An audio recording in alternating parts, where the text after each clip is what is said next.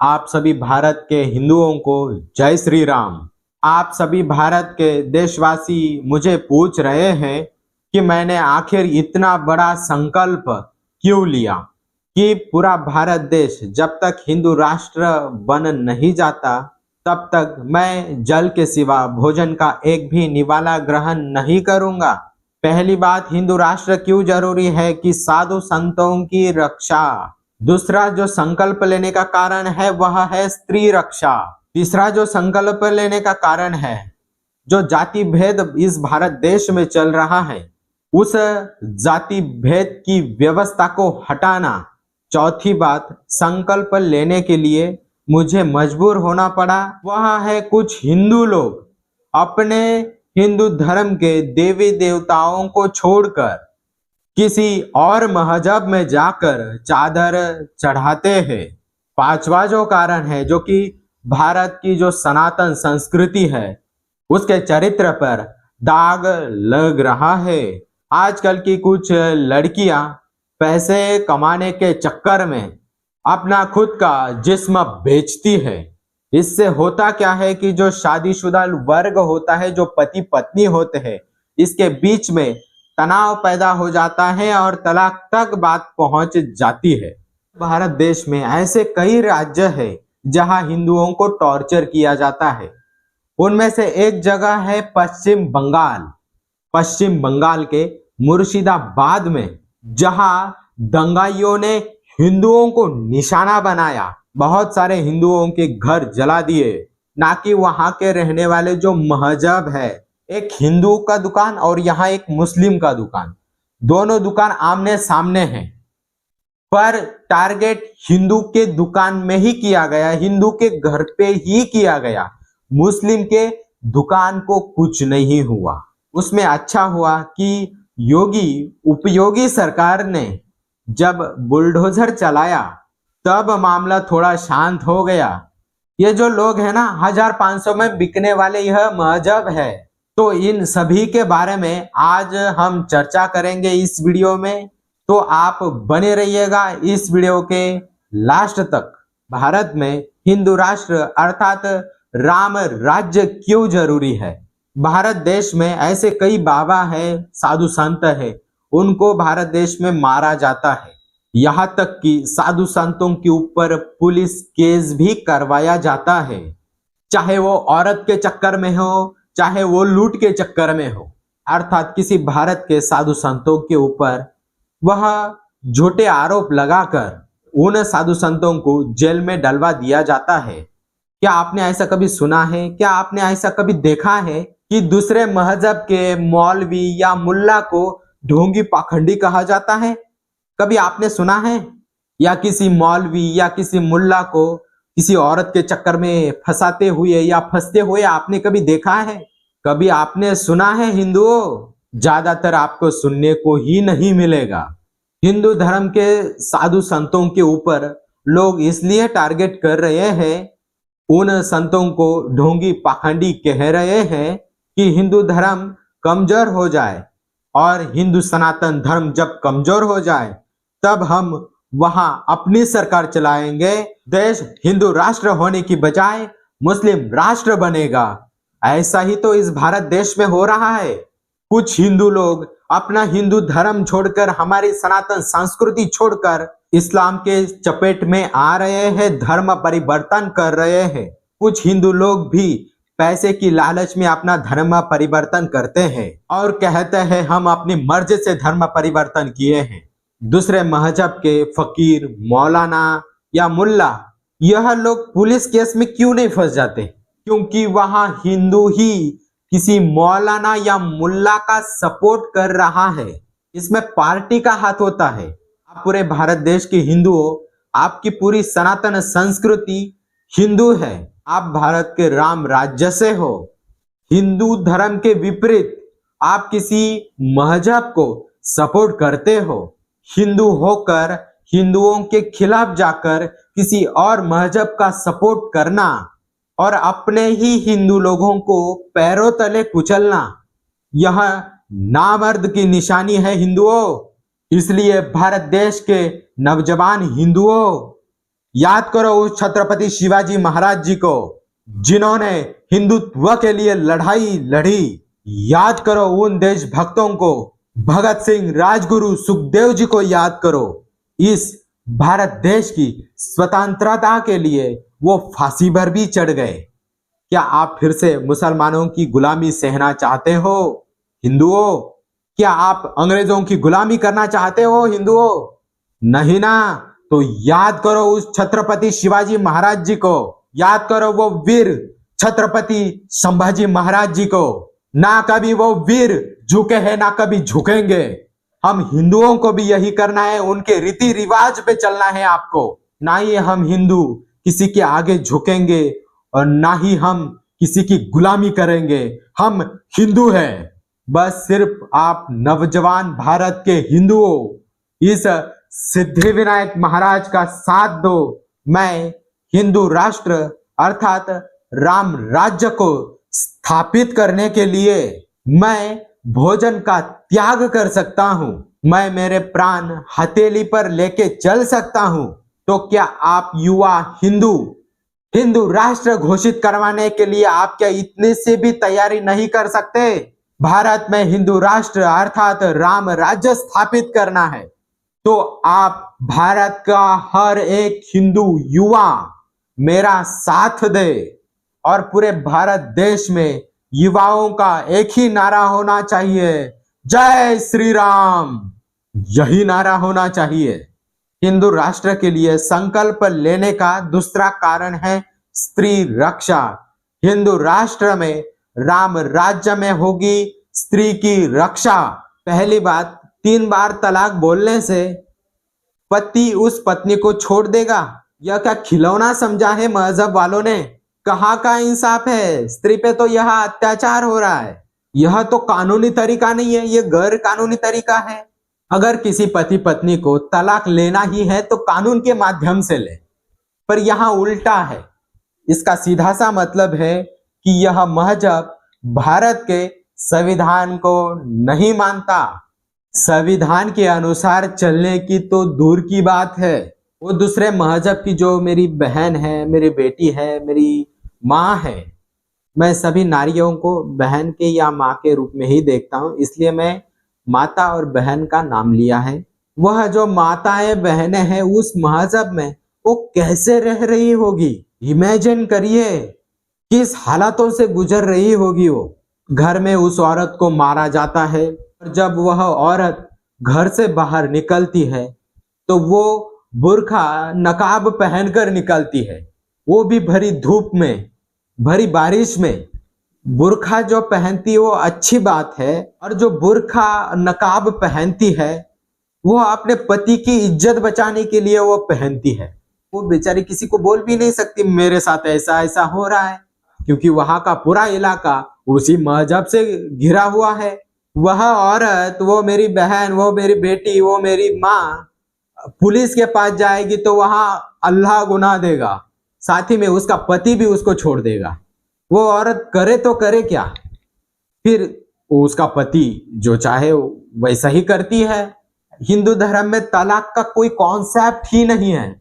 मैं इसलिए आप सभी भारत के देशवासियों से मैं कहना चाहूंगा, हिंदू युवाओं को मैं कहना चाहूंगा और भारत सरकार से भी मैं निवेदन करता हूं, स्त्री रक्षा के लिए जितना जल्दी हो सके उतना जल्दी राम राज्य अर्थात हिंदू राष्ट्र घोषित करें और इस भारत देश में राम राज्य स्थापित करवाने में हमें मदद करें। मैंने हिंदुओं के माता बहन बेटी से पूछा और दूसरे मजहब के बहन बेटियों से भी पूछा, इन दोनों में बहुत ही अंतर है। हिंदू सनातन संस्कृति में किसी की भी बहन को, किसी की भी बेटी को, किसी भी माँ को देवी स्वरूप माना जाता है।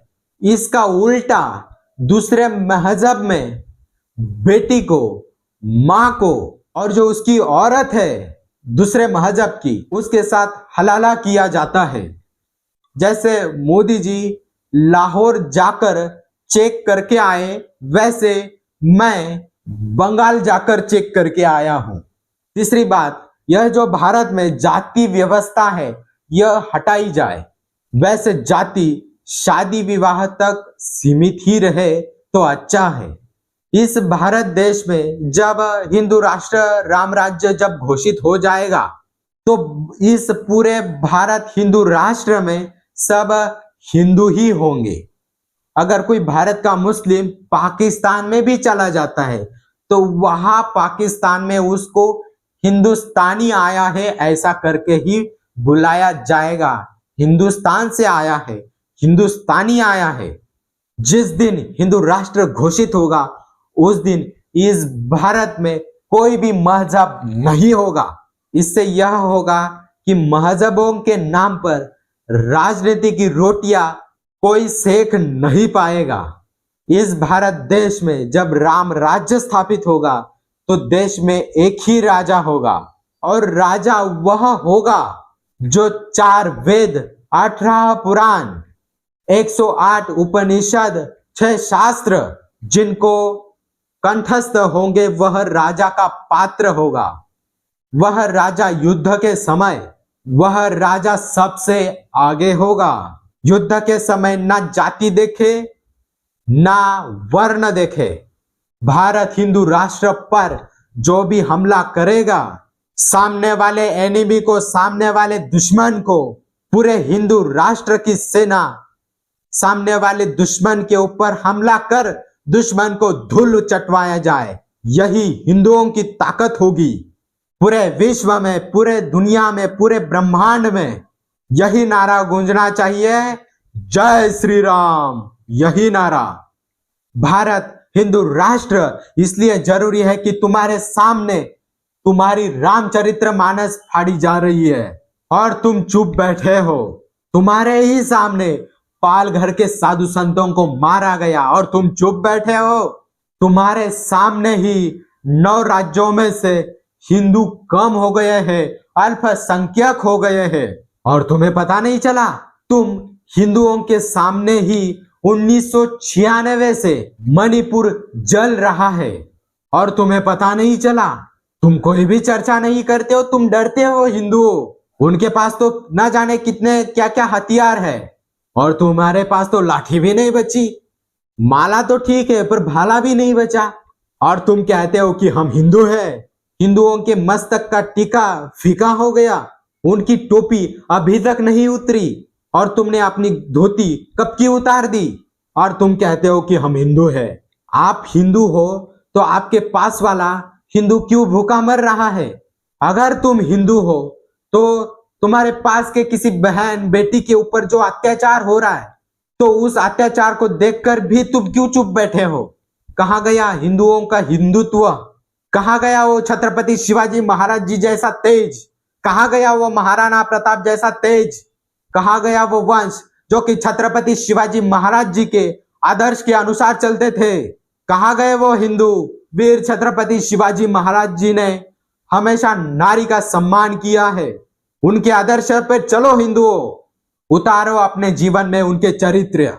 यह मेरी अकेली की लड़ाई नहीं है, फिर भी मैंने प्रण संकल्प लिया है कि जब तक पूरा भारत देश हिंदू राष्ट्र घोषित नहीं हो जाता तब तक मैं सिद्धिविनायक महाराज पानी के अलावा अर्थात जल के अलावा भोजन का एक भी निवाला ग्रहण नहीं करूंगा।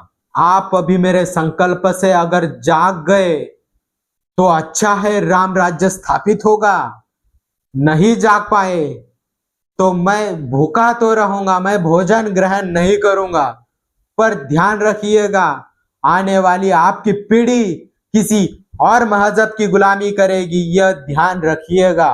कुछ हिंदू लोग अपने धर्म के देवी देवताओं को छोड़कर वह किसी और मजहब में जाकर वह चादर चढ़ाते हैं। आप हिंदू हो, ऐसा क्यों करते हो? क्या आप हिंदू हो? क्या आपको राजनीति में आना है? क्या चादर चढ़ाने से आपके पाप नष्ट हो जाते हैं? बच्चा नहीं हुआ, चादर चढ़ाओ, मन्नत पूरी हो जाएगी। वाह हिंदुओं, पहले आप जानो वो कौन है। हमारे हिंदू धर्म में यही कॉन्सेप्ट होता है, पहले जानो उसके बाद मानो। जहां आप चादर चढ़ा रहे हैं वो हमारे जैसा ही इंसान है, आम इंसान। जो कि उसको मौलवी कहो या मुल्ला कहो, जब मर जाता है तो उसकी कब्र बनाई जाती है और उसको अल्लाह मान के या कोई भी दरगाह में कोई भी कुछ भी मान के वो चादर चढ़ा लेता है। माता को चुनरी चढ़ाने के बजाय आप चादर चढ़ाते हो, जो कि किसी और मजहब में गलत बात है। पहले तो सनातन धर्म कब से है ये जानो, और मजहब कब से है ये भी जानो। जो दूसरा मजहब है वो कब से है और हिंदू सनातन धर्म कब से है, यह तो पहले जानो। हिंदुओं, श्री राम जी से आपको फायदा है, श्री कृष्ण जी से आपको फायदा है, वही आपको आशीर्वाद देते हैं। हमारे हिंदू धर्म में 33 कोटि देवी देवता है, किसी और को पूजने की क्या जरूरत है। इतने 33 कोटि देवी देवता जो कि आप गिन भी नहीं सकते, उतने देवी देवता है। और आप क्या सोचते हो कि वो जो मजहब है हिंदू धर्म के देवी देवताओं को मानता है और तुम्हें भी नहीं मानता है। हिंदू देवी देवताओं को मानने की तो दूर की बात, वह मजहब बोलता है कि अल्लाह के अलावा कोई इबादत के लायक नहीं है। अल्लाह के अलावा कोई इबादत के लायक नहीं है।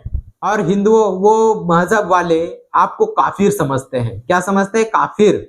जहां दिखे वहां मार दिया जाए, ऐसा होता है, बहुत बार मैंने देखा है। पर मामले को दबा दिया जाता है। और वो तो तुम्हारे कानून को नहीं मानते तो तुम्हारे भगवान को क्या मानेंगे या तुम्हें क्या मानेंगे।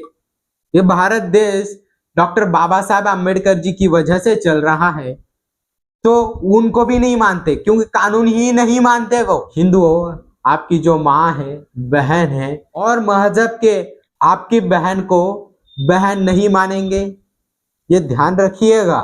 माता को माँ का दर्जा नहीं देते, उस रूप में देखते ही नहीं है वो। तो तुम क्यों उस मजहब में जाकर अपने हिंदू धर्म की, हमारी सनातन संस्कृति का क्यों अपमान करते हो। अब कुछ लड़कियां हैं जो कि पैसे कमाने के चक्कर में अपना जिस्म बेचती है। मैं सभी नारियों से, सभी माता बहनों से मैं कान पकड़कर माफी चाहता हूं। ऐसी बात नहीं बोलनी चाहिए, पर आप लड़कियों को भी, नारियों को भी समझना होगा। आप मेरी बहन हो, आप मेरी माँ समान हो, हम आपको देवी दुर्गा स्वरूप पूजते हैं। देखिएगा, हिंदू धर्म के अलावा, हिंदू सनातन संस्कृति के अलावा माँ समान या बहन समान कोई और मजहब नहीं मानता है। मैंने स्वयं ने बहुत सारे स्टिंग ऑपरेशन किए हैं। कुछ लोग लड़कियों की स्मगलिंग करते हैं। लड़कियों को गंदे कामों में लगाना यह अपराध है, और जब किसी लड़की को आदत पड़ जाती है, वो लड़की पकड़ी भी जाए और जेल भी चली जाए, तो उसके पीछे जो वकील होते हैं, स्मगलिंग करने वाले जो लोग होते हैं, वह लोग कानून के मुंह पर पैसा फेंक कर उस लड़की को फिर से बाहर लाया जाता है और फिर वही काम शुरू कर देते हैं। इस काम से लड़की को कोई मेहनत नहीं करनी पड़ती। जो लड़कियों को सप्लाई करता है उसको बैठे बैठे पैसे मिल जाते हैं। उस गंदे काम में एक लड़की 1 लाख रुपए तक वह कमाती है आराम से, एक ही दिन में। मैं पहले ही बोल रहा हूं, बात कड़वी है, इसलिए मैं बार बार आपसे माफी चाहता हूं। उन सभी लड़कियों को मैं बताना चाहूंगा, आपको अगर दिन का एक टाइम का खाना अगर आपको मिले ना, तो खा लेना, एक वक्त आप भूखा रह लेना, पर अपने जिस्म को कभी नहीं बेचना बहन। अपने चरित्र को बचाए रखना, अर्थात आप झांसी की रानी जैसी महान वीरांगना की तरह रहो। कभी झांसी की रानी अंग्रेजों के हाथ में नहीं आई। अंग्रेज चाहते थे कि घायल अवस्था में झांसी के रानी के साथ दुष्कर्म किया जाए। झांसी की रानी अंग्रेजों के हाथ पर ना आकर वो खुद, वह झांसी की रानी महान वीरांगना जलती हुई चिता पर चढ़ गई। झांसी की रानी हमेशा यही कहती थी, मर जाएंगे, मिट जाएंगे, पर कभी अंग्रेजों के हाथ में मैं नहीं आऊंगी। यह है झांसी के रानी का चरित्र। पुलिस प्रशासन, सीबीआई, सीआईडी, डीआरआई, सभी एजेंसी को मैं बताना चाहूंगा, निवेदन करना चाहूंगा, जो लड़कियों के स्मगलर है, जो लड़कियों की स्मगलिंग करते हैं, उनको जल्द से जल्द और उनको सजा दी जाए, ना कि किसी बहन बेटी को सजा दे। वो मजबूरन कार्य कर रहे हैं। उन सभी नारियों को, उन सभी लड़कियों को, उन सभी माताओं को, बहनों को मैं कहना चाहूंगा, आप समझिए, आप किसी और के पति पत्नी की लाइफ खराब कर रहे हो और भारत की सनातन संस्कृति को आप खराब कर रहे हो। हिंदू राष्ट्र, राम राज्य निर्माण होना है तो आप लड़कियों को, आप नारी शक्तियों को थोड़ा सुधारना होगा और थोड़ा सहयोग करना होगा। तो आप सभी हिंदू युवाओं को मैं यही कहना चाहूंगा, आप इस सिद्धिविनायक महाराज का समर्थन करें ताकि हिंदू राष्ट्र बने और राम राज्य की स्थापना हो इस भारत देश में और अत्याचार को रोका जाए। तो फिर मिलते हैं अगले नए वीडियो के साथ। तब तक के लिए जय माता दी, जय महाकाल, जय श्री राम।